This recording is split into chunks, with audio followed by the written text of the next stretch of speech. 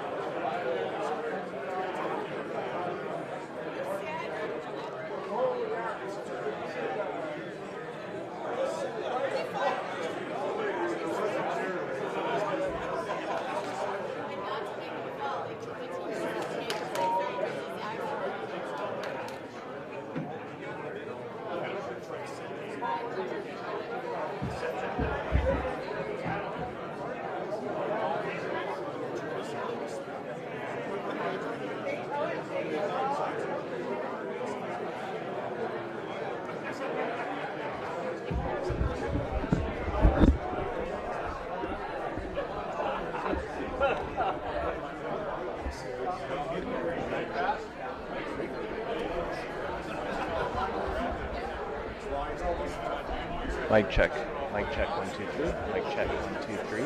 Checking, testing 1 2 3.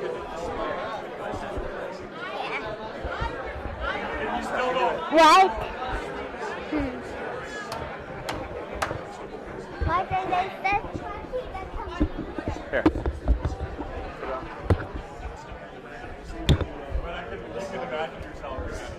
What?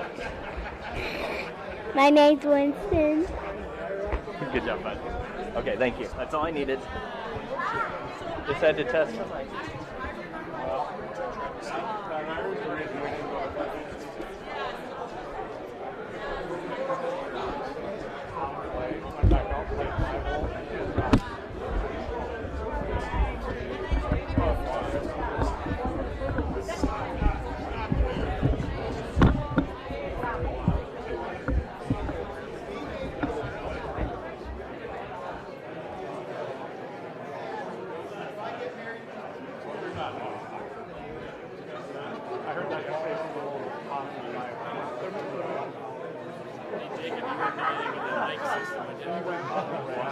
You can't hear anything. Where's that?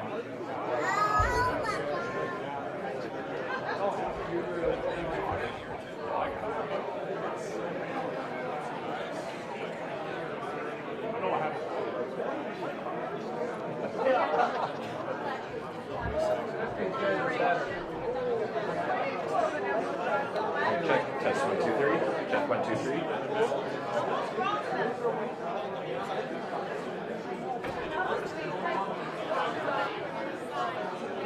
Check, test 1, 2, 3. Mic check, test 1, 2, 3.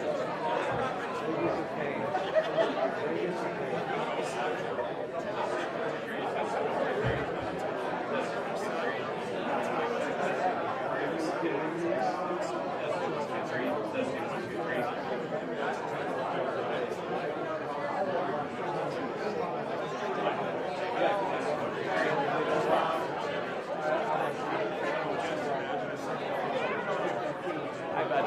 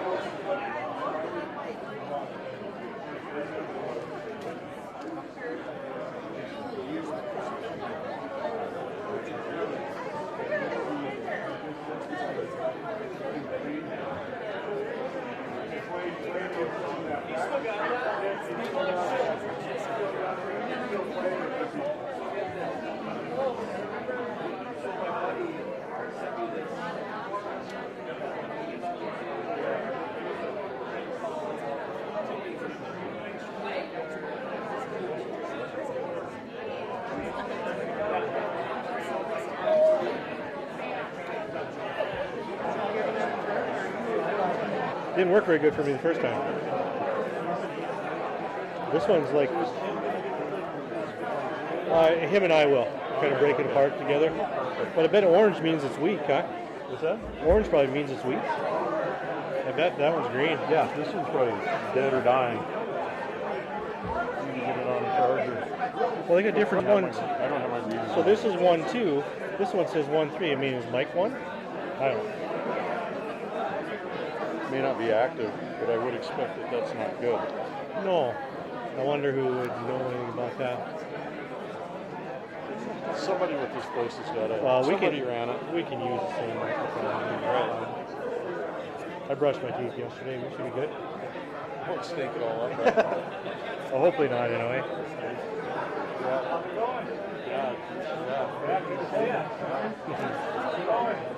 Anyway, good luck, Ross. Yeah, well, hopefully it goes good.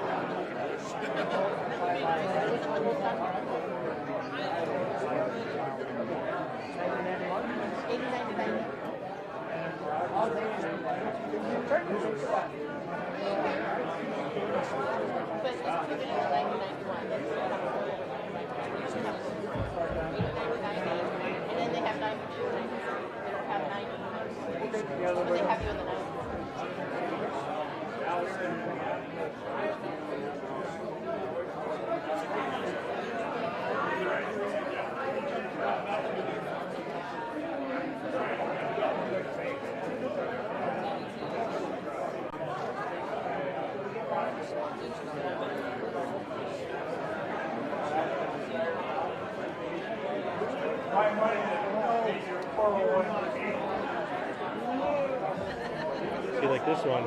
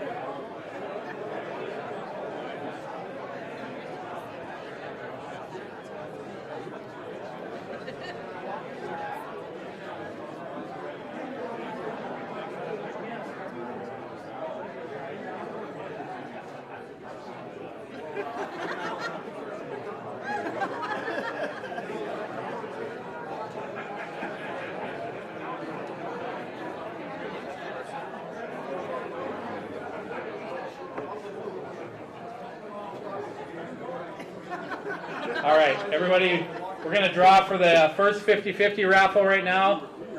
We have the red tickets. Ken's going to pull the winning number for us if you want to get them out.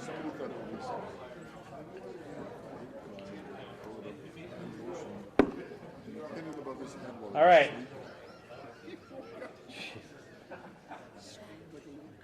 26568. Please get up there now and we'll get rolling.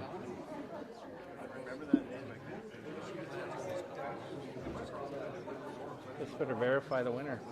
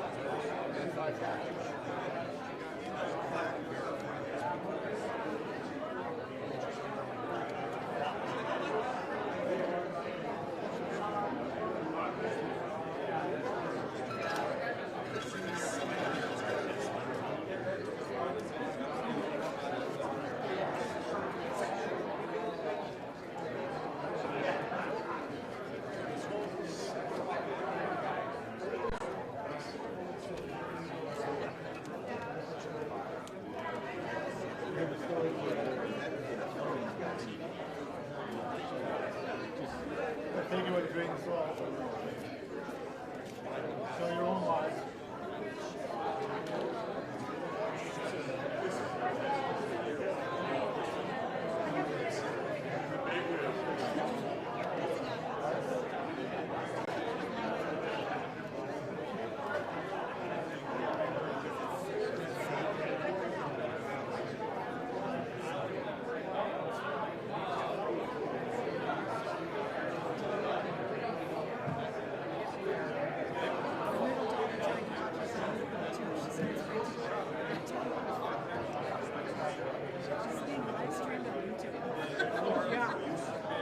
She does. All I see are pictures of empty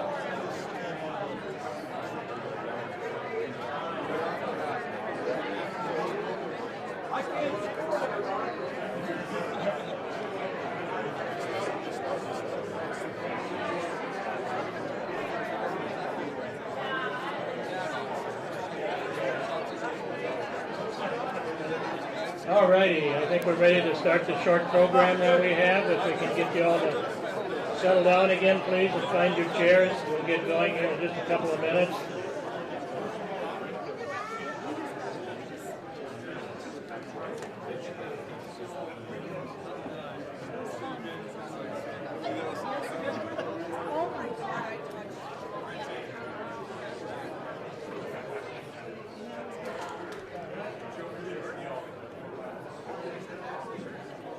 Just about ready to go here if we can get you to find your chairs.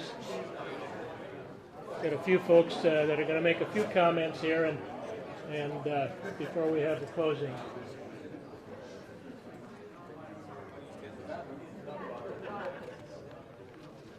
I'll get started here with a little introduction. And I'd just like to say that most of us are aware that the work ethic, accountability, and values you develop through DCB's hockey program carried over into your adult lives to make you better citizens and good neighbors. And I'd like to give just a few examples of some of the successes that you all have achieved over the last 50 years. I'm not going to mention any names because I know that I'm forgetting somebody. I'm just using these titles and these examples as an illustration. For instance, among your ranks, you have a university president. You have an individual who has his own outdoor media program on Canadian TV. You have a coach of the USA International Champion sled hockey team. They're successive champs, I believe. And I believe you all are aware of the two-time NHL Stanley Cup champion that attended school here for 2 years.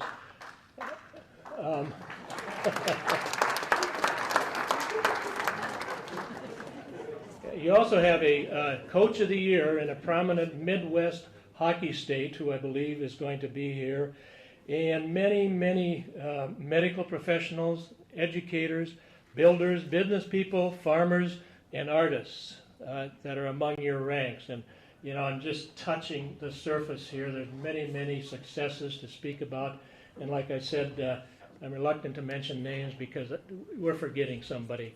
But I also want you to know that the new dean of the college at Dakota College at Bottineau has a hockey background from Bottineau High School.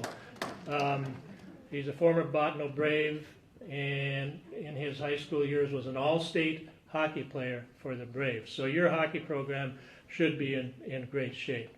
I'm going to turn it over now to Scott, who's going to bring up one of the old guards here, one of the pioneers of hockey at Dakota College at Bottineau, MSU Bottineau, and NDSU Bottineau. Thank you, Ken. As I look at this, we're out of order already, but that's okay. It only took us, 10 seconds? So we'll make it work as we go through. Some of the things I got here from Ron as well. Make sure you buy your 50-50 tickets. That drawing will be around 11:30. That'll be the blue ticket. Also, there are some silent auctions over there as well. If you want to go over and bid on that, that'd be great as well. The funds will go to the hockey program. So I got a couple of different things here, and I got a letter here from Lester Red Johnson. He was the athletic director when hockey was started. He's also a faculty emeritus at Dakota College at Bottineau, and has done a lot for the program. And it's a letter that contains his thoughts and also Peter Wold's thoughts, who started the program. So I'm going to read that off for you. In 1972, Peter Wold, Sr., marched into Red Johnson's office, the athletic director, and he announced that we're going to start a hockey program. And Red didn't even look up and said, no, we're not. That didn't work very well, obviously. And then there's also some colorful words here. We'll try to skip them. But the hell we are not. I already bought sticks, pucks, goalie gear, uniforms, basically everything but the Zamboni. I secured ice time. Red said, well, I know absolutely nothing about hockey, but let's do it. So that's how it started. Pete hired Tim Sanderson to launch the college's ambitious new hockey program. 3 days before classes were to begin, Sanderson resigned and took a job in Alaska, leaving the school with no coach, no players, and a storeroom full of equipment. At least he had equipment, I guess. Pete had previously taught at the college before founding his engineering firm in 1955. He remembered a former student now living in Canada, and he reached out on a lead to a potential coach. he turned to Red and said, "We're going to Canada tonight." They drove to Boissevain, and this gentleman is here, tracked down the farmer who they'd been told about and found him combining in the field. The farmer climbed into the back of Pete's Cadillac, and there were dusty boots and all. They laid out their vision for the new hockey program. By the time the conversation ended, Bob Klein agreed to take the reins and get the fledgling program off the ground. And Bob is here, and so is Red as well. With equipment secured, a coach in place, ice time arranged, the next thing they needed to do was find players. Red and Bob headed north and recruited 6 Canadian athletes who would enroll as students. To fill out the roster, they added local talent, many of whom were not students. We won't talk about that part. But the rules were clear. They had to be students and they had to be enrolled. So we also got some enrollment on the deal. For 2 seasons, the group operated as a club team. For the opening season, 1974-1975, they were 11-4-2. Then in 1976, they joined the junior college ranks and began competing against programs from the Manitoba Southern League and then across Minnesota. Minnesota alone at that time fielded 36 teams, 18 in the north, 18 in the south. Hockey's popularity surged quickly and recruiting soon followed. Bob Klein landed a major prize. Ron Bushy, a top goalie in North Dakota, fresh off a standout career at Red River High School in Grand Forks. He added the young guy from Canada. His name was Terry Garden. Another recruit from Canada gave the young program 3 goaltenders. The season opener was in Crookston, which would put them to the test. Bushy earned the start, but after the first period, the score read Crookston 5, Botno 0.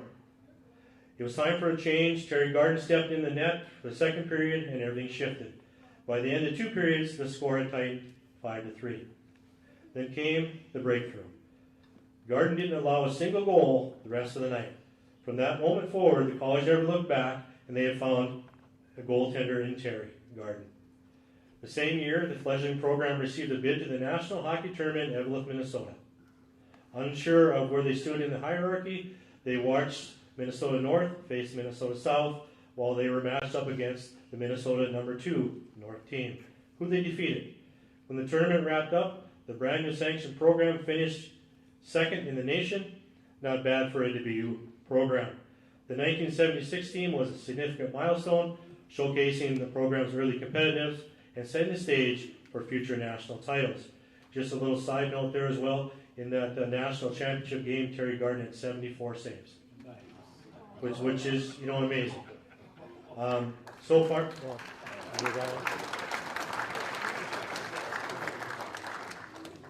up to date, so far the college has earned 10 NJCAA national championships that don't happen by accident.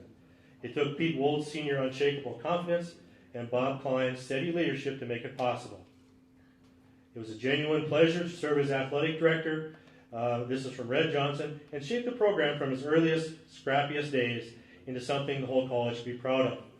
I congratulate every one of you, and I hope the hockey program keeps rolling for many years to come, and after all, with a start like we had, how can it not? And that's the end of the letter.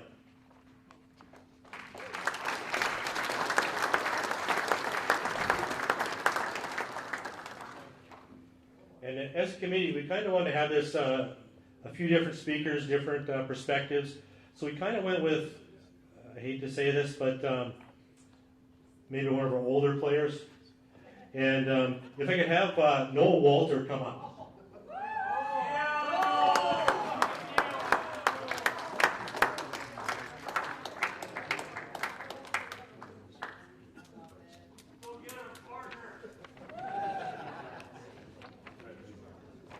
So just a side note, Noel, this is a 2-year school, right? As far as I know, it is. Okay, yeah, it still is.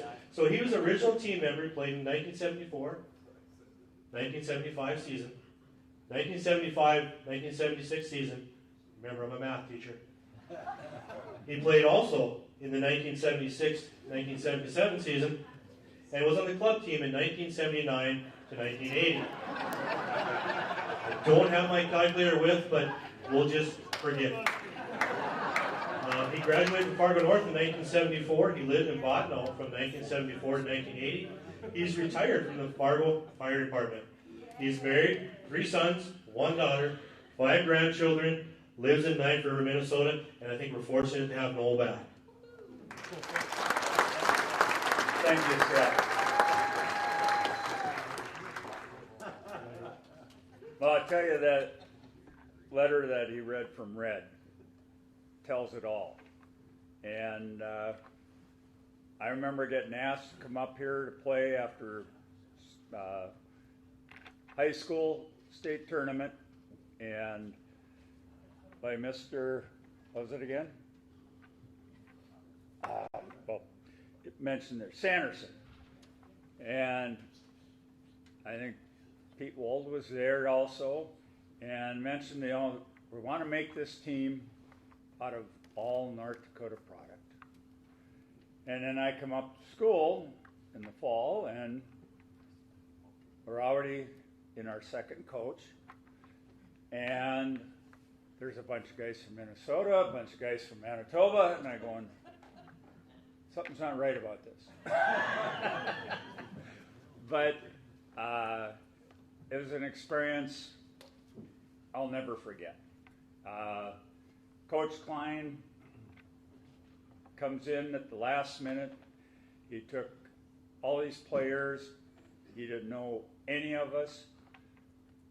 He read us like a book of seeing what our skills were, whatever, and he put us together and created hockey. And Red just sat there behind him going, "You got it, Bob." And so it was a time up here, like we were, Scott was saying there, first year, nobody knew us. We're a mixture of people.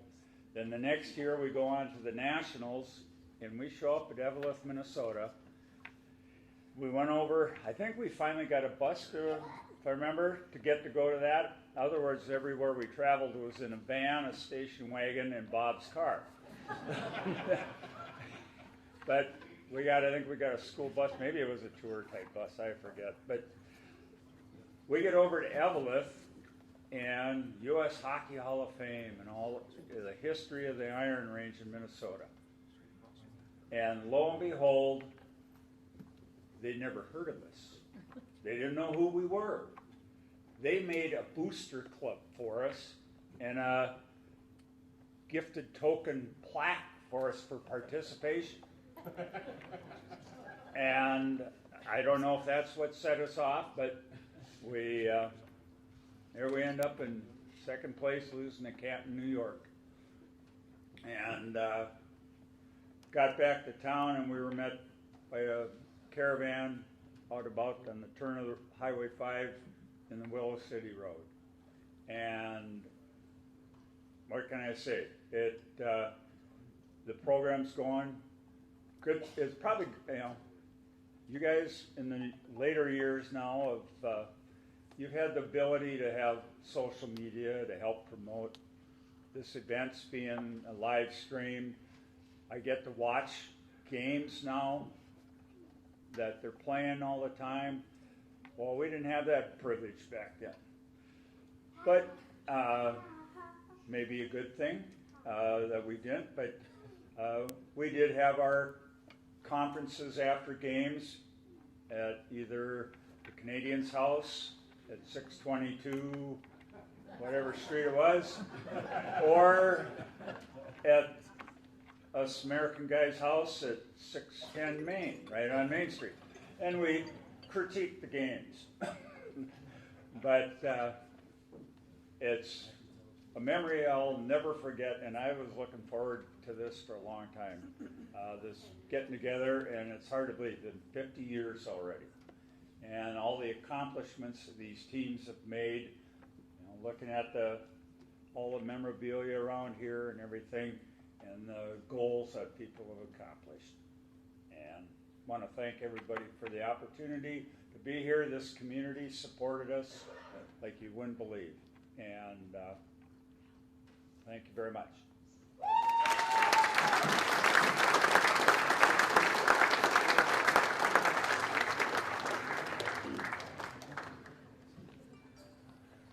Well done, Noel, and thank you very much. I'd just like to say the remarkable success of lumberjack hockey is made obvious with the listing in your program of the national tournament outcomes. And we also remember the 16 players and 7 teams, in the DCB, MSU Bottineau, and NDSU Bottineau Athletic Hall of Fame. The 76, that's the correct number, the 76 junior college All-Americans, the 10 national tournament MVPs over all those years, and the many, many, many academic All-Americans and teams from the college. Also the 9 players who went on to play Division I, NCAA Division I hockey, and also quite remarkably, when you think about it, one of the lumberjack hockey players also played baseball, was the outstanding North Dakota College and University Male Athlete of the Year, who still holds the junior college scoring record with 105 points. That includes all 11 colleges and universities in the university system, including UND and their powerhouse hockey team and NDSU football. So to be named the #1 college athlete from the smallest community college in the state is quite an honor. So that's something that will live long in the history of Dakota College at Bottineau. I'm going to turn it over to Scott again, and he's going to bring up a couple of fellows who are going to talk about early hockey here at the college. Thank you, Ken. So we kind of try to go in order from the beginning of the program, and we'll keep progressing on through the evening to the later parts of the program and just recent parts of the program. I'd like to have Jeff Tome and Rod Savage come up.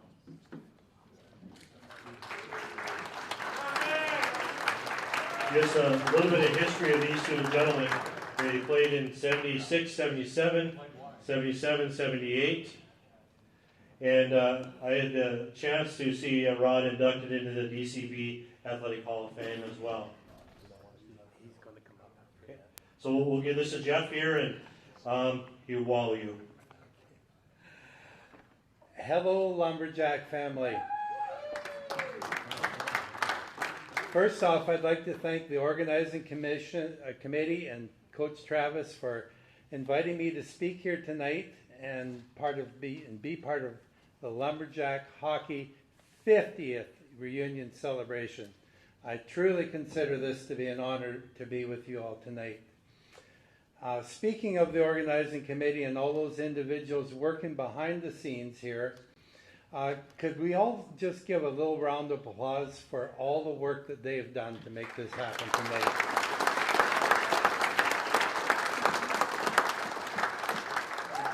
Thank you, guys.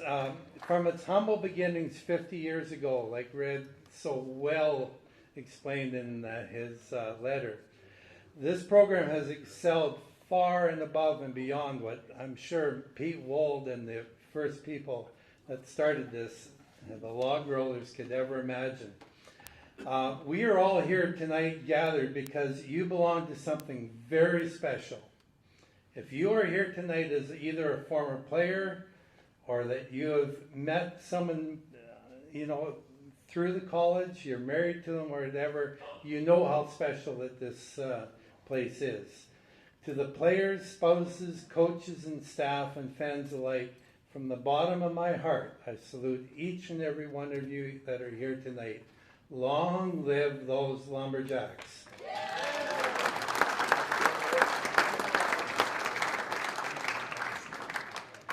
I got a call from Coach Travis about 36 hours ago, and he said, "Would you like to do this tonight?" And my first thought was how highly improbable this opportunity is. And so I thank Coach for inviting me to do this. I grew up on a farm just across the border. It was always impressed me how welcoming this Bottineau community has always felt. And this goes before my days at the college. But this college and this hockey program has always went above and beyond for 50 years now in welcoming young athletes from not only the United States and Canada, but also from several countries from around the world. On behalf of all of us foreigners from outside the United States, I thank you and this community for how you've made us feel welcome. I played at NDSU BBIF, which is quite a fancy title, but it stood for North Dakota State University Botanical Branch and Institute of Forestry. It was a long title, and if you were a cheerleader back in those days, it's no wonder they went to Go Jacks Go.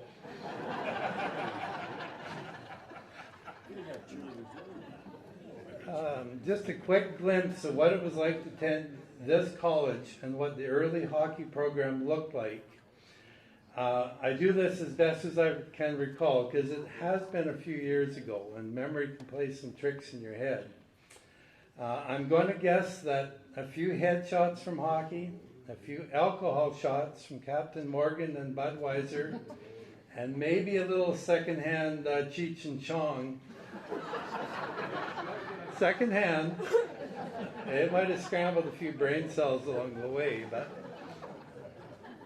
my first experience with the Lumberjack program was actually playing against the first team that went to Nationals. It was an exhibition game in the good old Lumber Dome. I was playing with a group of 16 and 17-year-olds from Deloraine, and we had it in pretty tough in that game, but I don't remember the game so much, but more so just the atmosphere of what it was like to be in that arena. As far as my own personal hockey journey goes, I'm guessing many players in this room had similar experiences to mine. You grew up with hockey dreams. You tried to pursue those dreams. I was a very average hockey player growing up, but by the time I turned 16, I was getting noticed a bit in the hockey circles. The harsh realities of competitive hockey quickly became crystal clear when I first sprained my thumb on the first day of a junior camp in the fall of 1975. To make a long story short, between the thumb injury and other things, I never played a game again that season until late January, which is part of when we played against this team.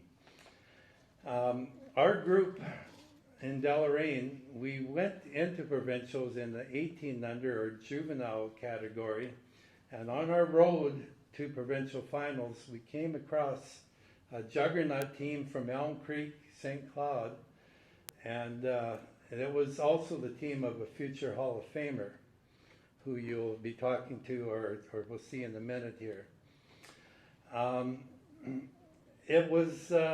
This whole thing has been quite an experience, but I want to get to Bob Klein and his part of this program for a minute, with your indulgence.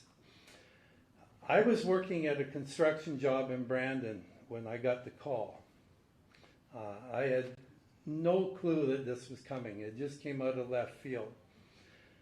And Bob said, how would you like to come try out for our hockey team? We're going to have a tryout in Boissevain tomorrow night, and I'd like you to be there. And I don't know if Bob remembers any of this or not, but I was working. I had to drive 90 miles home to get my hockey equipment and my stuff, and then drive another 45 miles back to Boissevain. 10 minutes from Boissevain, I had a flat tire, and I don't know how many other guys are like this, but there was never any money to actually have a good spare in your car back then. And so here I was, 10 miles from Boissevain, stuck on the side of the road with a flat tire, knowing I was supposed to be at this tryout in about an hour. There was no cell phones back then, and I just don't remember, this is a little hazy, but some good Samaritan came along and said, you know, can I help? And I said, well, I'm supposed to be in Boissevain in an hour. I don't really know Bob Klein, but he invited me to be there. And somehow this Samaritan got a hold of Bob. He came out, picked me up, got me to the practice, or to the tryout. He took me home that night after the tryout, fed me breakfast, got me to my tire fixed, and on my way back to work the next day. Now that is an extraordinary thing if you think about how that's just an example of the kind of people that got this program going. I truly believe if it wasn't for Bob's dedication to this program and its players during those early years, I'm not so sure that this program would have ever really got off and running. So here's to you, Bob.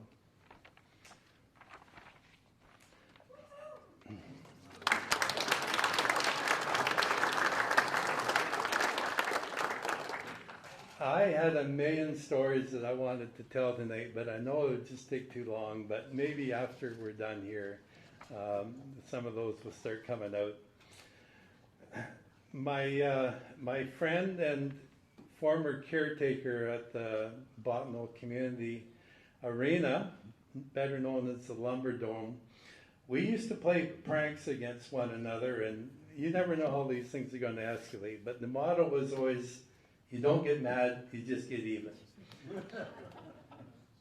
So I can't exactly remember how it was that this started, but it ended up in the old Botano rink.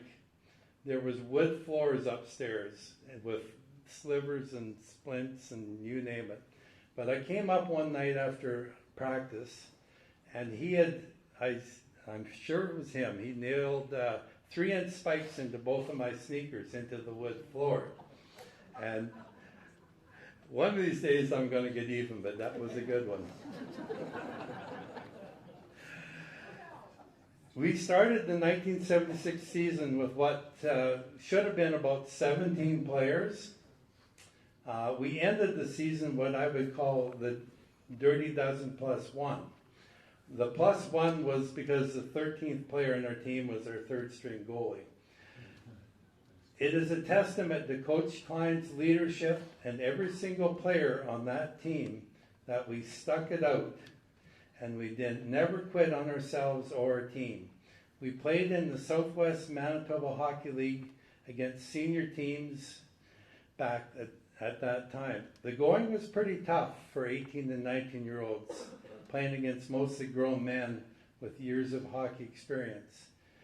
Home games were a lot of fun with the fans, and there was lots of shenanigans in the stands, and hot chocolate and peppermint schnapps was the drink of choice. So long live those Lumberjack fans.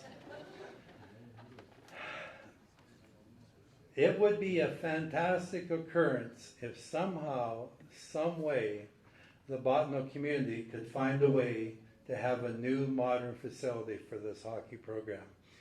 And I hope that everyone that's an advocate of NDSU Botano or MSU Botano can keep that momentum going to make that happen, because it would do wonders for this program and this community to have that.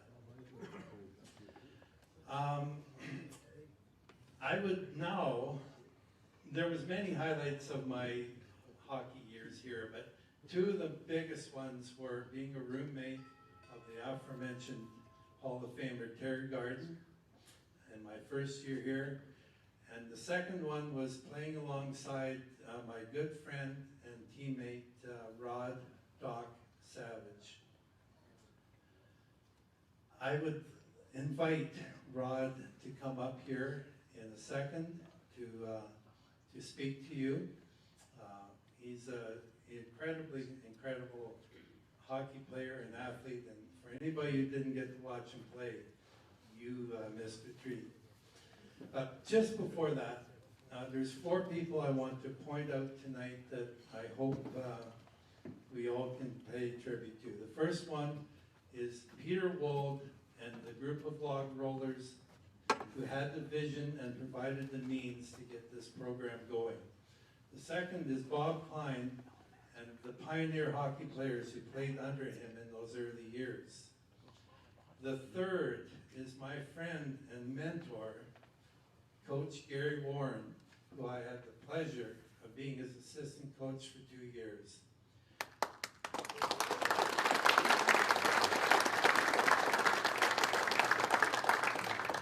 I will honestly say, of all the experiences in my life, those 2 years working with Gary and those young players that we had were the 2 very best years of my life.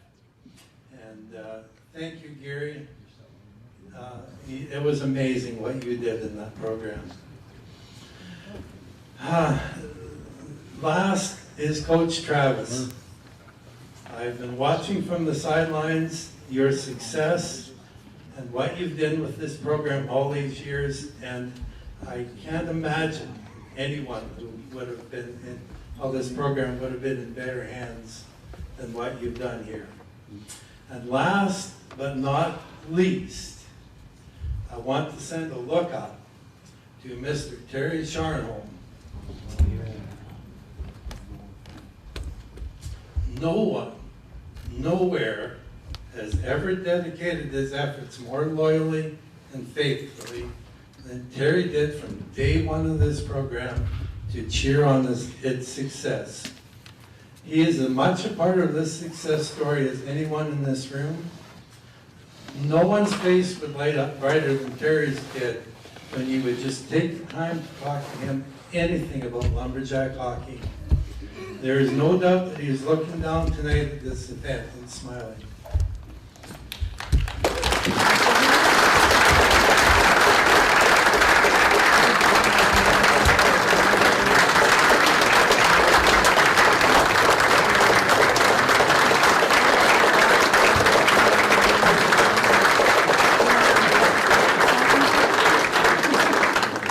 It is now my honor to introduce my fellow player and housemate at 622 Thompson. It's got a full history, it's full famous, and he's going to share a few thoughts and memories about his time as a lumberjack. The rumor is that Rod learned to shoot and stick handle with both hands, right-handed and left-handed, using frozen cowpocks out in his cattle yard. Needless to say, however he learned to do it, all those who ever played either for or against him were always amazed at his unique talent and hockey abilities. Please welcome Lumberjack Hall of Famer Rod Doc Savage.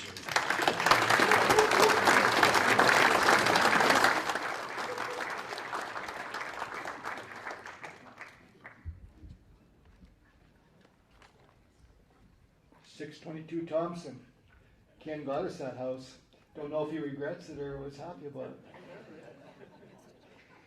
it. Jeff, you forgot about the one time when you broke your thumb when Bob tried to put it back in place. Transportation. Well, I had no motor coach back then.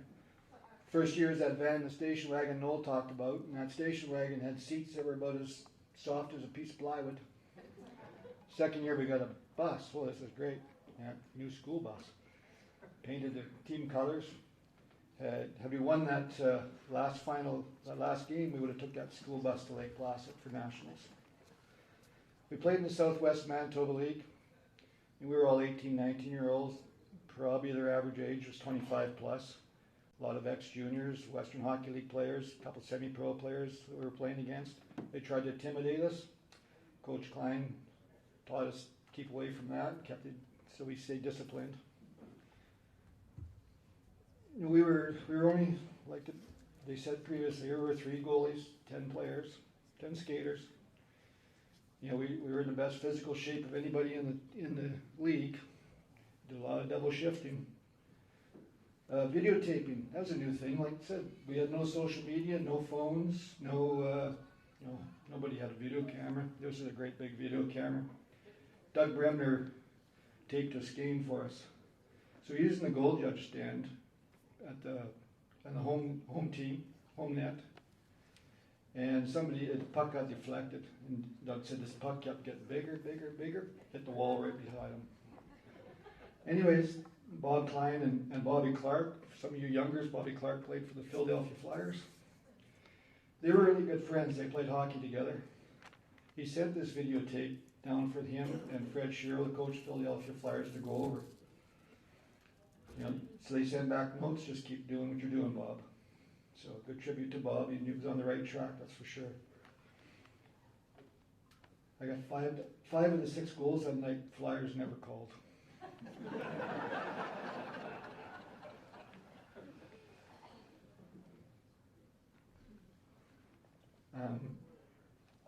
Bob Klein taught us a lot. Taught us positions, taught us discipline. Great coach, all aspects of the game. He had a sign above the dressing room door, self-discipline. You were supposed to adhere by that. When there was a curfew, you were supposed to be in by curfew. A couple guys missed. So whole team, 2-hour practice, no sticks, no pucks. Skate every line and back, across the center of the ice and back, 2 hours. That only happened once every year. Never happened a second time. He taught us discipline. Bob named Neil Cole Bruiser. Stuck with him the rest of his life, I hear. Neil comes from town War Road. And he had 4 players from War Road end up on the men's Olympic hockey team. Is that correct? Yeah. One is his cousin Brock Nelson, plays for Colorado Avalanche right now. Red Johnson, first athletic director, true sportsman at heart. Rode with him to Minneapolis. We had that station wagon in that car, so they took private cars, took his own car, went to Minneapolis. I got to ride with Red. 1 joke every mile.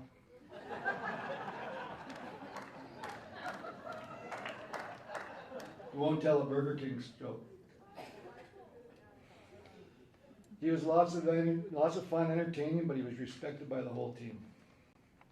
Don Thompson, second-year athletic director. Klein was suspended for a game. He was just protecting us, standing up for us. Anyways, Don Thompson coached the game. One of our players was on a breakaway. He's yelling, "Dunk it, dunk it." We all looked at him. One of the players said, "Wrong sport." Fans, loud, energetic. Most students had never seen a hockey game before, and they took a lot of interest. We were in a physical league, playing in that Southwest Manitoba League, and I think they even loved that even more. Referees, the referees got a lot of hassle, but they liked coming to Bottom to play. The fans, they said we're energetic. They loved them. There's a picture on the 50-year site. Looked like there's a little bit of scrum going on. It was a game against Reston. When we played them a few days before, one of our top players' leg was broke. So it was kind of payback. So I was at the face-off. Klingbeil comes out and says, "I'm supposed to take the face-off." I look at him. "Yeah, I'm supposed to take the face-off." "Okay." So he did, and you can tell what happened for the rest of the picture in that 50-year site there where it shows it. Noel, sometime, we played West one other time, and Noel led with his nose, I think, one game.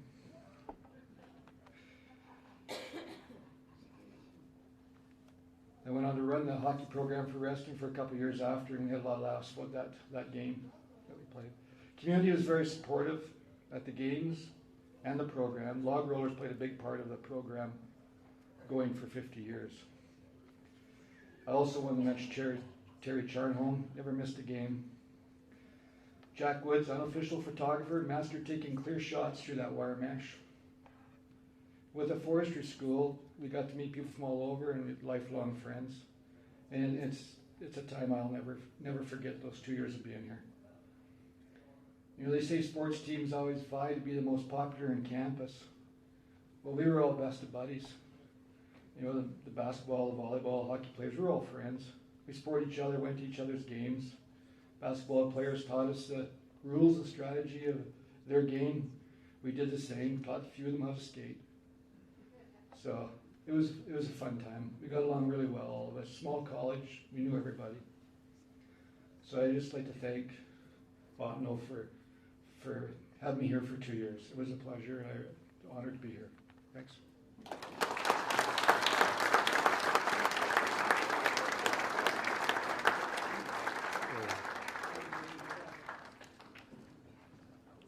No.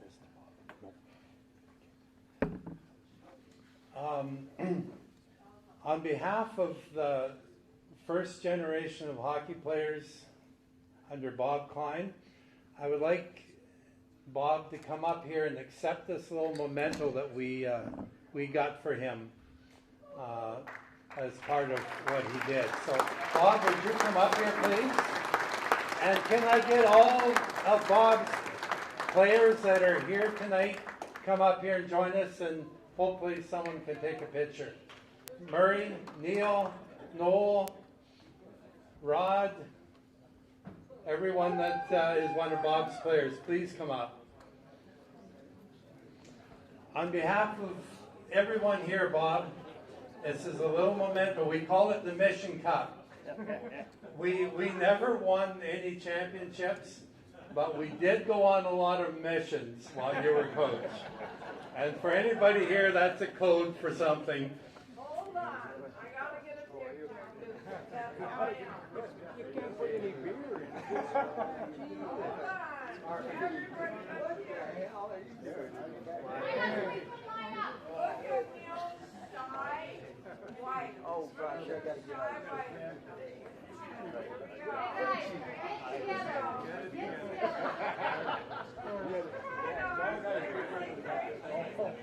Okay, ready? Ready? 1, 2, 3, go. We got it.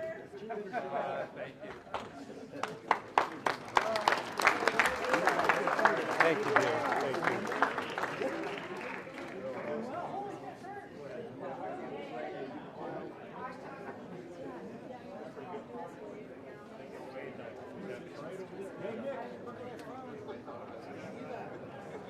They're much cuter than you.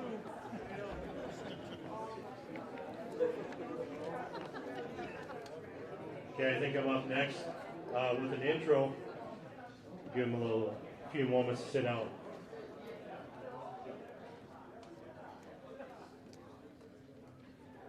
This program has been blessed with exceptional coaches, assistant coaches, trainers, and staff. For example, coaches who have reached the JUCO Legacy status, denoting 300 plus wins, who are presidents of their national organizations, coaches of the year, and a coach who's been inducted into 5 Halls of Fame. Also featured on the Wall of Fame in North Dakota State Athletic Hall of Fame in Jamestown. I'd like to bring Travis Wachinski up. Travis, of course, played here in 96, 97, 97, 98.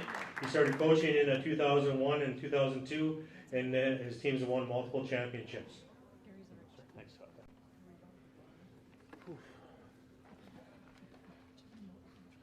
All right. Just want to thank everyone for coming here. Like, what an evening. What 50 years. Unbelievable.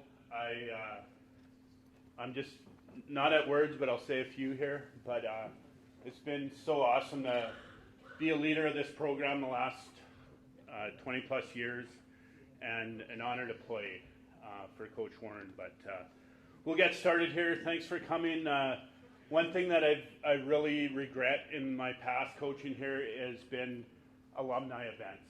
You know, when I played here, we always had an alumni game, and that sort of got off the rails when some kids got in trouble in the dorms. So one year we had an alumni game, and I told anyone who's drinking in the dorms that night will be off the team. Well, hard to cut 22 guys. So as you know, when you coach those younger things, you learn. So next year I said, just be smart and safe, right? But and then a couple snowstorms in there, and we just never got it back on track. But so I'm hoping this spearheads some future events, hopefully yearly or every other year. But it's been great to visit with some of you so far. I'll try hopefully see everyone tonight, shake your hand. But it's been just an outstanding evening so far. So one thing, putting this thing on, we've done a lot of work with the committee. I also want to thank the committee led by Ron Gullett and Scott, Ken, Luann, and probably missing a couple others, but they did so much work for this, so let's give them a round of applause.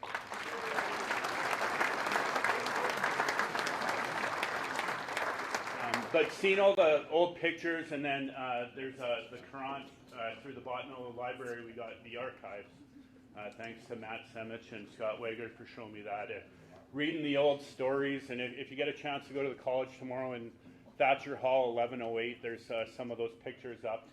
So, and stories, go ahead, read them. And if you want the link, get a hold of me and I'll send you them. But it's been awesome reading about the beginning and the last 50 years. So,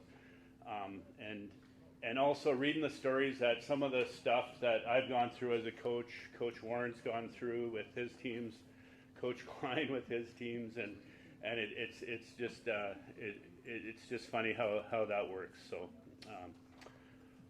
but one thing also, if the new guys especially don't know, the Lumber Dome didn't have glass on the side, right? It was just boards. And so I always laugh because right now we've been pretty blessed. Our baseball team's been awesome at our games and cheering good, and you know they're all tough behind the glass. But imagine if we didn't have that glass there. I don't know if they'd say the things they say anymore. So, what's some rowdy games? I wish there was more video out on that. But yes, the Lumber Dome still is cold. I'll say very cold, especially this winter. And but one person that I want to thank here, who's here tonight, and he's retiring this summer, Brian Knutson. He's done a lot for our program, and thanks, Brian.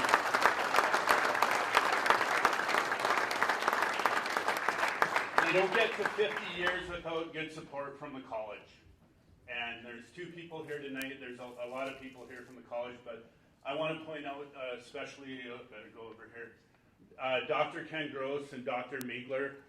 Their leadership was outstanding at our college and helped us. Anything I ever wanted, they always supported.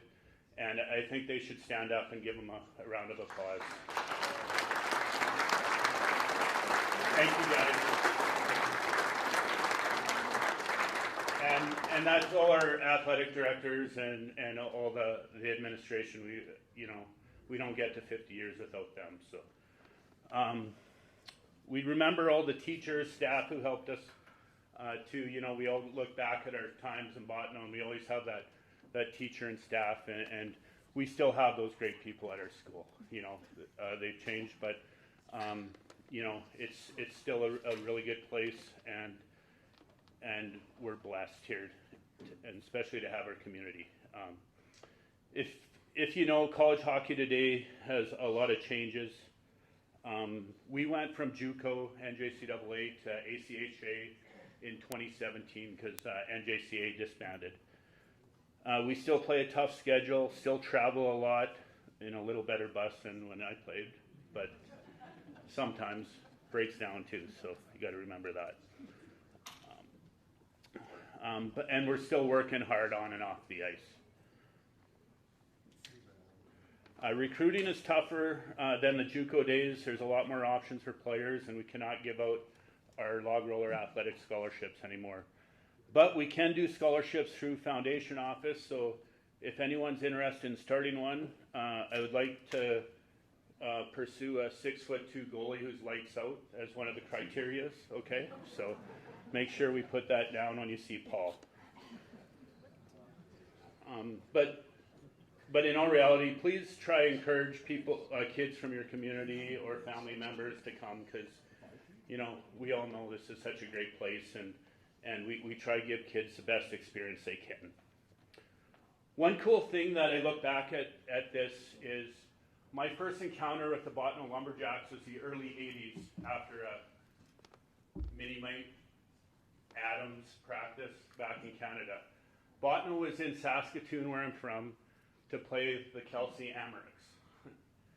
The Mitch League guys remember that. And I thought, wow, this team's all the way from North Dakota, because, the United States seemed so far away back then. And I was just like, wow, this is cool. So 7 or 8 years later, my Bantam coach is Darren Liedall. And I didn't know he played here, didn't know anything about him. His brother comes out to goalie for our practice, Derek. He's got the NDSU Jacks jersey. The one in the corner there, I believe he was wearing back in the Cooperall days. And yeah, they are really nice. And And then he had a cool mask, and I'm just like, wow, this guy's a college player, like at ESU, wow. Like, and obviously you couldn't look things up back then, but I was just like, wow. Well, fast forward 1996, the spring, I got a call from Coach Warren, and the rest is history. So I have Mickey Munson to thank for that. It's an old teammate of mine. So, but you know, just looking back at how Botno was in my life when I was 6 years old is just sort of mind-boggling. So I had two really good years here. Very awesome teammates. Some are here today. Love you guys, and also good teachers and Coach Warren. You know, he made it a great 2 years, and Coach really he wasn't with us the first half of the year because he had heart surgery, and we had Lane riding the shift. But you know, Coach was in on everything, and it was just like what a year we had in 1997-98, and we were a determined group, and we ended up winning nationals that year. So I want to thank Coach for all the lessons that you've taught me over the years, and the support. So thank you.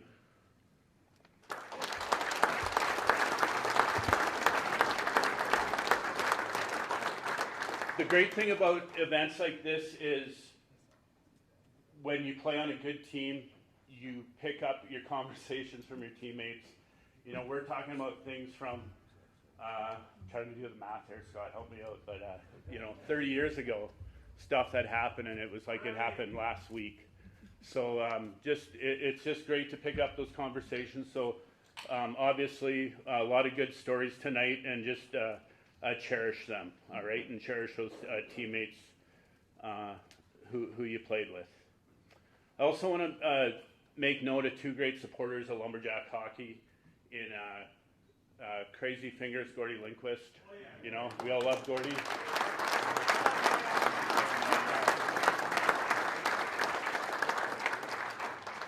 We miss him, and he was a great supporter of hockey. Almost every town he went to, he'd talk about our program. So that was good. And then obviously Terry Charnholm tonight. Okay, someone who loves hockey, the hockey program as much as him. If you didn't know, he was buried in his Lumberjacks hockey jersey. So that is, you know, unbelievable. So we miss him, and just thinking back when Jeff was talking about him. I won't get in trouble now because Ken's not my boss anymore, but and we had the school bus, but when we played Minot, we would take him to the games.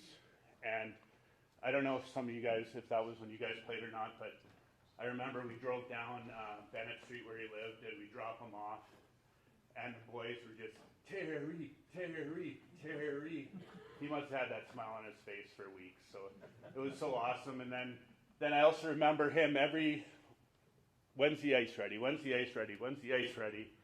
And then ice would finally get ready, and then he'd say something, are you guys going to be any good this year? So, you know, we miss Terry too, so, and wish he was here, but definitely watching upon us tonight. The thing I always say about being a Lumberjack is family, okay? When we're players here, we have our brothers on the ice.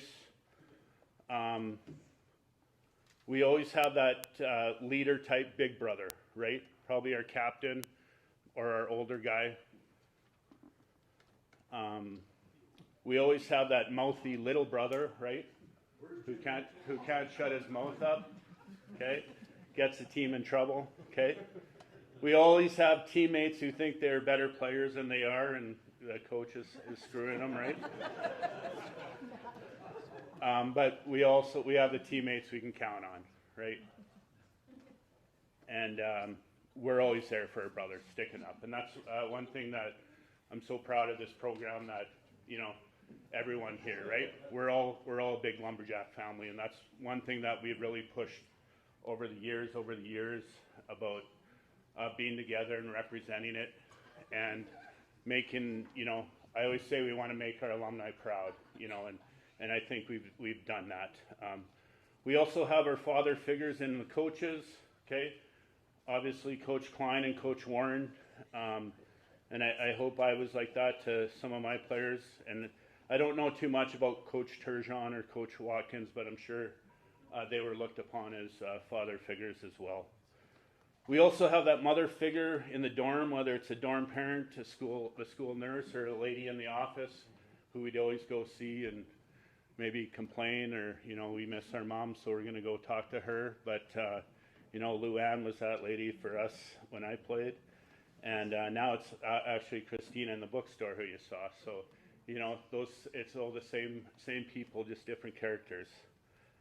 Then we also have that uncle around, okay? And I say my uncle, especially in this community here with my team, is Ron Gullett. All right? He helps whatever I need, whether it's I ask him to be on a reunion committee and chair it up, or, you know, if there's a goalie struggling, hey, you want to take this guy out for lunch and just talk life with him. And so Ron's obviously was an assistant coach too with me, and a good mentor for our team and a leader for guys. So we have all those. Yeah, give it up for Ron.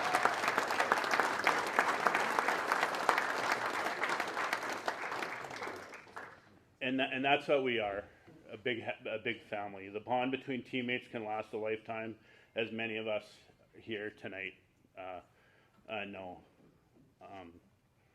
I also want to thank, speaking of family, my family. I'm proud everyone in my family's played a big role with our program. My son was a member of our Final Four team a few years back. My daughter played softball at the college and did stats and social media while at DCB. And my youngest is the unofficial water girl. And so she can hit a ball too, and we're taking bids for her on the silent auction there for tomorrow. So, and then obviously my wife, thank you, Cody, for all the sacrifices, and then, you know, making meals for boys and the guys having teams over, and being our biggest cheerleader. A quick story about my wife. I won't embarrass you too bad here, but so we're in my second year of coaching, and my wife's the cheerleading coach for hockey high school. And we're not watching, but she's like, hey, we really need to get cheerleading going for hockey. And, you know, like, no, like, we're good, right? So we're watching the UND game one night, and, you know, they have some cute girls on the ice. They're saying that, hey, if you can get girls that look like that, we can have hockey cheerleading. We never got it, so. But it was a true family bonding for us at the Lumber Dome, and I give this, like, if it wasn't for this college, I had a 65% average back home, and I would say I'd be probably pumping gas at SO there. So I owe so much to this college and what it did for me me as a student, me as a person, and then being able to lead this team. So families like our Lumberjack one will always live on because of people like the people in this room. We have so many great people in here, and you know, it shows with everyone coming tonight. And I'm just so proud of the fact that we've been able to keep 50 years. You look at other schools, JUCO schools, not many have hockey anymore, right? And like, how does a little town like that survive? And it's because of people like you who, all the sacrifices and blood and guts that you guys put in this program from the start, from Coach Klein and Red Johnson and Tim Sanderson to Coach Warren, all his years of dedication, and everyone in between. So I'm just so proud to be the leader of this program right now, and I apologize for this past season. Coach didn't recruit very good, so we'll get better though. So. But I'm truly the luckiest person in the world as I get to coach and run Lumberjack hockey and get support from many of you in this room. And I also want to make sure I thank you for everyone who's helped us get to national tournaments, bought us team meals, sent checks. you know, all those little things that I always say to my team, the little things turn into big things. And this is what we have here. It just started as a little thing, and it's turned into a big thing. So I want to thank everyone who supports this program, and let's just keep it going for 50 plus more years. And it's so special to have everyone here tonight. You guys don't realize like how bad I wanted to do something like this, and I just the support's been amazing, and wow, right? Like it's just been good. So enjoy the evening, be safe. We'll have fun on the golf course tomorrow as well, and just keep those stories. They're so awesome, and all my team guys I've coached, love you guys. All right.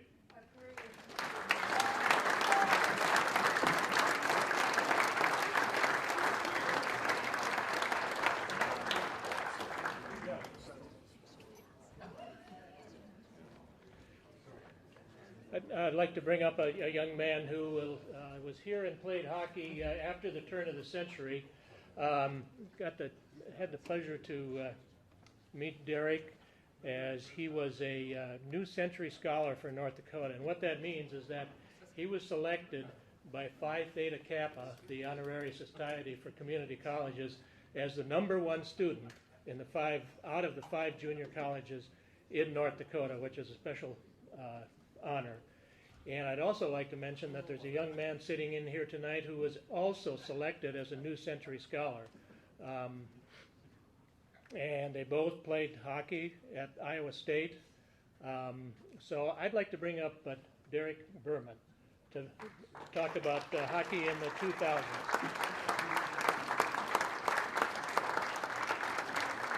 There you go, Derek. Thank you. Geez, I thought I got off the hook there for a second, but yeah, New Century Scholar just means I earned the nickname of nerd for my teammates throughout the last 20 years, so that's great.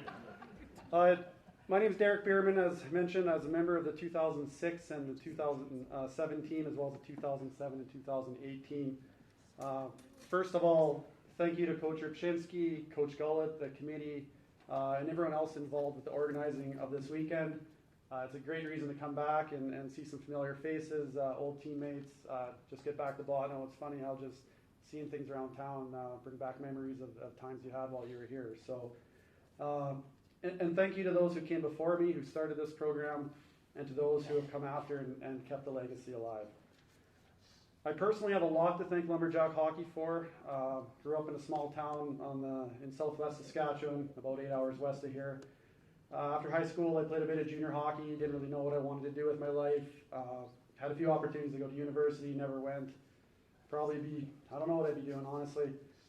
Coach called me one day and offered me a spot on the hockey team, and for that I'm forever thankful for it. Definitely changed my life, got me out of my comfort zone, and led to great memories of not only playing hockey, but of course everything else that goes along with being a student and living in the dorms. We got to experience a lot of different things as a team. One of the memories that stand out to me is winning the national championship at home in 2006-2007. It was an amazing experience to win it in front of our fans here at home and celebrate with all the fellow students. I'm pretty sure Coach pulled a few strings that night, because for the party we had in Milligan Hall, we probably all should have been expelled. I do have to tell one Coach Ripczynski story, though. I mean, there's a lot of great things said about Coach, and I just want to, get a little dagger in at him. So we're out in New York one time. I don't know, it's my first or second year here, and Coach is pretty strict about making sure we're not late for the bus, right? He ran a pretty tight ship. So Coach says 7 a.m. bus the next morning, and 7 a.m. rolls around, and we're all on the bus, and Coach isn't there. So we wait a little longer, and about 7:30, Coach hurries out of the hotel, and he's a little sleepy. I think he just woke up, maybe. And he sits down, so we kind of, there's kind of awkward silence for about 5 minutes, and finally Trevor, who, if you don't know Trevor Gordon, he's right over here. He'll be the cowboy in the stadium tonight. But Trevor pipes up and says, "Coach," kind of, it's now probably 7:35. He says, "Coach, what time does the 7 a.m. bus leave?" So it was silent for a little while, but. We feel it's a 7:30 bus. Now it's 5 minutes late. Oh, okay.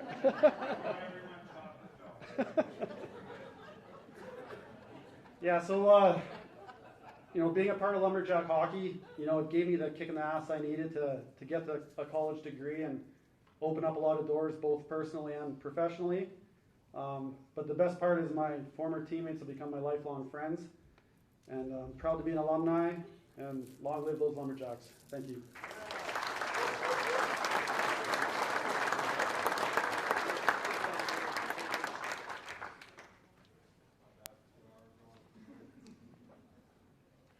I'd just briefly like to say that the community of Bottineau is deserving of a tip of the hat for the dedication to hockey. Organized hockey has been prominent in Bottineau since at least 1946. I think I got that date right, when the first indoor rink was built by volunteers in this community. And the city has just passed by 57% a funding effort to start an initiative to build a new arena and community center in Bottineau. So hats off. Bottineau is home to a Mr. North Dakota Hockey, and several other candidates who are vying for that position. Has hosted 4 national tournaments, and this is the community and the college cooperatively have done that, and is usually the smallest community against whom they compete. And it has overcome budget, facility, transportation, and identity issues, amongst many others, to succeed, and is now also supporting women's hockey at the high school and college level. So great going, Bottineau. I'm going to turn it over to Scott here.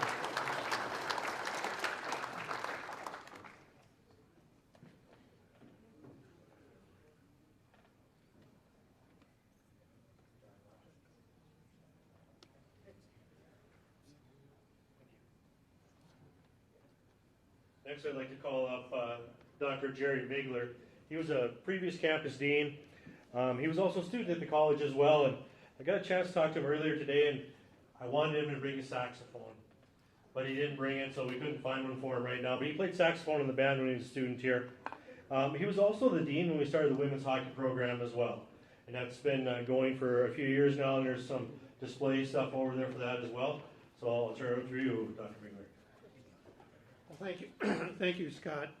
As I'm hearing the stories tonight, it reminds me of kind of how I've looked at things being a college administrator over the years, in that a lot of what happens at a college is kind of like a book that's being written, and there are chapters in the book. And all of you that are here tonight have been a part of one of the chapters in the book of hockey at Dakota College at Bottineau, or NDSU BBIF, or MSU Bottineau, whatever it may have been when you were here. And that story is continually being written. And I'm going to share with you a story about kind of another chapter, and that's the addition of women's hockey. But before I do that, I should tell you that I didn't grow up in a hockey tradition. I grew up in a community where we really didn't have hockey. It was some of the other sports, but my wife did. And so when she knew that we were moving back, she's from Bottineau. Her brother was a hockey player at high school and at the college here in Bottineau, and her dad was a youth hockey coach, and she was excited about coming back because she could go to the games and ring her cowbell. Actually, she brought it here tonight, so that was part of our story, our tradition. When we'd go to the games, Jackie would always bring her cowbell, and actually towards the end she would bring a bag of cowbells and she'd hand them out to the students as they were walking up to the student section so that they could ring cowbells every time we scored a goal. So I can say this now, I couldn't say this when I was the campus dean, but even though I didn't grow up with hockey, hockey was my favorite sport. And that was, so Travis, you converted me. And not that I like the other sports, but it was just exciting to go to the games and see the energy. And I'm thinking that's what all of you have experienced, and that's part of what makes hockey at the college so special. When we added women's hockey 6 years ago, we were having a transition, and we were thinking about other sports. And I will tell you from the point of view of a college administrator, anytime you're adding a new program, whether it's academic or whether it's a sport, it's not as easy as it used to be to bring new programs online, particularly with, there's so many factors that are involved. But I kind of look at, over the years at the different institutions I've been, I kind of consider three things in adding a new program. Number one, is it good for the college? Is it going to be good from the standpoint that it brings in students that are going to graduate? Obviously, we're looking at the numbers because that translates into funding. But more important is it good for students? Is the program going to be good for students academically? Meaning that, are they going to finish and be able to do one or two things? Either transfer to another college and be successful. Are they going to complete 2 years at the college? And are they going to transfer, or are they going to be able to go to work? So it's got to be good academically. And the third one, and this particularly comes into play from my point of view when you're looking at athletic programs, is it good for the students personally? Certainly you want to bring on an athletic team that's going to win, but as I've looked at things over the years, winning comes from having a culture that is really focused on providing a good experience for students. And so what is that experience? It's, does that athletic team, does it foster things like teamwork? Does it teach teamwork? Does it teach confidence? Does it teach the ability to get along with others? Does it create that foundation of, I want to be successful? And I hear that tonight with the stories that have been told about things like friends that you've made that are friends forever. Probably some of the most important people in your life to this day. The lessons, Travis talked about that. You've talked, some of the players have talked about that. So that piece, I think, in terms of athletics, really comes into play. Is it good for students personally? Are they going to learn life lessons that are going to make them better people? And the reason I bring that up is we were challenged with one of the other sports on campus, where the coaches really kind of turned the page, I think, a little bit too much. It was all about winning, and we were losing focus on some of those other things. And so we said, if we bring on another sport, we really need to something. Let's go back to those three basics. Is it good for the college? Is it good for students academically? And is it good for students personally? And as we looked, we already had the model in place. The model was men's hockey. That tradition, those chapters that have been written through the years, basically set the stage, and it was a no-brainer. Challenge was, this was the year before COVID. And we were making some changes. We had to make them fast, and I mean really fast in terms of just a matter of months. Could we get enough players for women's hockey? Could we become affiliated with ACHA? Could we do that? Could we hire a coach? And it was because of the tradition that all of you have put in place. It was a slam dunk. It happened. We had a committee. I think some of those folks are here tonight. Ron Gullett was a part of that team. Corey Gorder as athletic director. Mike Smith, who was one of our coaches, and Scott Johnson. It was a small group of 5 people, and I think in about 2 months, we were ready to go. And so 6 years ago, women's hockey was started because of the foundation that has been laid here. According to the records, they've been to 4 national tournaments in those 6 years that they've been here. Now, it's a different set of competitive environment, but they're doing really well. And I just want to say thank you to you, because I look at the decisions I've made about bringing new programs. This is one of the easiest ones I think I've ever been involved with, and the support all the way around has been fantastic. So another chapter being written in the story of hockey. And so you can ring the bell again, and I think we're good.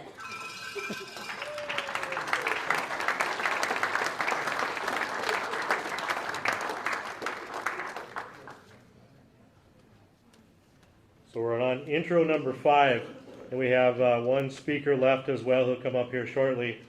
We'll start off with what has made these teams special isn't just the achievements, but also the memories they've created. And the more I hear tonight, there's going to be a lot of memories spoken later, I'm sure, as well, even about different addresses on different streets. Memories produced by student athletes from 28 states, 6 Canadian provinces, 10 countries, Latvia, Russia, Sweden, Norway, Switzerland, Italy, Germany, the Czech Republic, Ukraine, and of course Canada. Those memories are also being made by the Lumberjack women's hockey team now that Dr. Migler talked about, and 11 second-generation hockey athletes at the college, which is really impressive to have that second generation. And it's really done well for us as we go on. Next, I'll have Dr. Gross come up.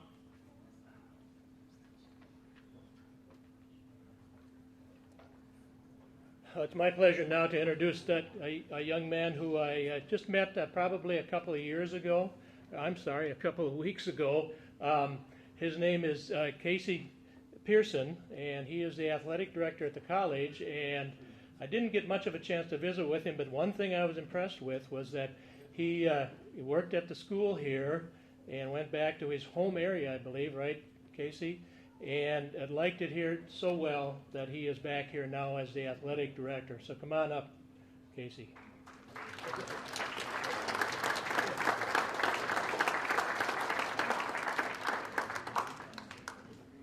Yeah, here you go. Thank you. Is this on? Yeah, it's on. Yeah, it's on. Okay. So I just wanted to come up here and thank everybody for coming out tonight and supporting the program. Over the years, obviously, it's been a very big success, and it's great to see everybody come out here and be able to celebrate that. I also want to thank the committee for putting this together, all their hard work in the background. They really did a lot and kind of phoned me in on the last leg of it. So this is all due to that committee, everything that's been going on up here. But, sorry, I'll open up my paper quick. Should have done that. I'm relatively new to the DCB family. I was the interim athletic director last year. Got up here 4 years ago. Just signed on to be the athletic director. So can't say I know a lot about the history of the athletic programs here, but I'm definitely learning a lot. But the one thing that I learned from day one is that this is a hockey town. I moved up here, and one of the first questions was, do you watch hockey? And to be honest with you, I didn't. I'm from Cleveland, Ohio, where we're more of a basketball town there. But everybody that I talked to had all these great stories about the Lumberdome and their experiences. And as they told you these stories, you could feel the energy from their experiences, and that the excitement started to crawl back. So I went out to the Lumberdome, and I loved it immediately. I was sending pictures to my brother. I was like, dude, look at this. It's snowing inside the arena. Which he loved it. So I grew more and more into hockey, but I just wanted to come up here and thank everybody, because none of those experiences would happen without the people in this room. And as I take on the role of athletic director, I want to make sure that a lot more people have the same experiences that all of you have had. So thank you for all the support that you give us, obviously by showing up tonight, through watching games, or however you support us. I just wanted to say thank you for your continued support, and I'm glad that we could have this night to celebrate the program and the history of all of you guys in this room. So thank you again for your support of DCB hockey, and thank you for being a Lumberjack.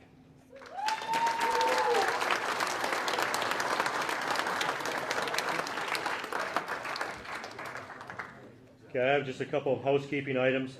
The 50-50 will be drawn at the conclusion of this event. We only have a little bit of our program left. And also the silent auction items will close at that time as well, approximately about 9:15. Just have a closing left, but I don't know if Dr. Gross wants to do it, or if I'll just go ahead and do it. That's fine, I'm up here. So as we close the evening and all the memories we've made, we would like to thank Sodexo for the wonderful meal. Maybe we can give them a round of applause.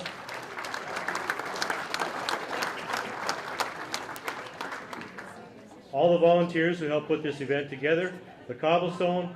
I'd like to thank the committee for the hard work organizing, and thanking the coaches who pushed and motivated all these athletes. Also the parents, fans who supported them, and most of all, the Lumberjack hockey players who are coming back. We hope DCB and the hockey has given you a stepstone for your great life, but we know you have given unselfishly to the college and Lumberjack hockey.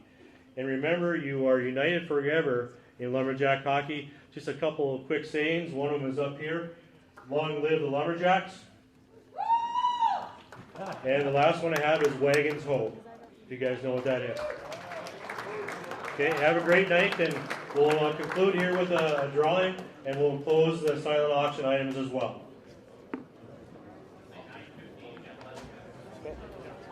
9:15, you have 11 minutes according to Mr. Gaunt.